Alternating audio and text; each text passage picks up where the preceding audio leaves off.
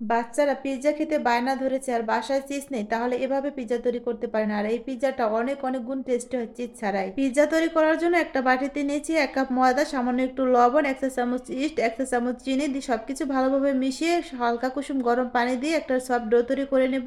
ডোটাকে আরেকটু বেশি সফট করার জন্য 2 টেবিল চামচ তেলও ব্যবহার করেছিলাম। এখন ডোটাকে 1 ঘন্টার জন্য রেস্টে রেখে দিয়ে তারপরে হচ্ছে 1 ঘন্টা পরে একটা পাতলা রুটি তৈরি করে নেব।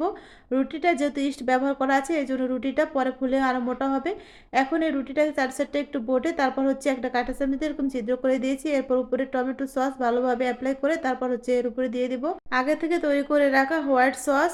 পিৎজার ফুল রেসিপি ইউটিউব চ্যানেলে দেওয়া আছে, চাইলে দেখে নিতে পারেন। এখন হচ্ছে উপরে হোয়াইট সসটা ভালোভাবে দিয়ে তারপর হচ্ছে আগে থেকে রান্না করে রাখা চিকেনগুলো দিয়ে দিব। চিকেনগুলো দেওয়ার পরে হচ্ছে উপরে কিছুটা অনিয়ন হচ্ছে পেঁয়াজ পাতা দিয়ে দিব আর হচ্ছে উপরে আরেকটু টমেটো সস দিয়ে দিব। এখানে চাইলে আরো কিছু নরম সবজি অ্যাড করতে পারেন, যেমন ক্যাপসিকাম। এখন হচ্ছে চারো সাইডে একটু ডিমের কুসুম এরকম ব্রাশ করে নেব, এতে করে ওভেনের মতো সুন্দর একটা কালার আসবে। এখন হচ্ছে বেক করে নেব। এর জন্য চুলা আগে থেকে একটা কড়াই গরম হতে দিয়েছিলাম, এটা হাই হিটে গরম করে নিয়েছি। এখন হচ্ছে লো টু মিডিয়াম ফ্লেমের মাঝামাঝি রেখে এটাকে 25 মিনিটের মতো সময় নিয়ে বেক করে নেব। 25 মিনিট পরে নামিয়ে এখন এটাকে কেটে নেব। এভাবেই তৈরি করে নিতে পারেন ঘরে থাকা উপকরণ দিয়ে মজাদার পিৎজা, একদম রেস্টুরেন্টের মতো।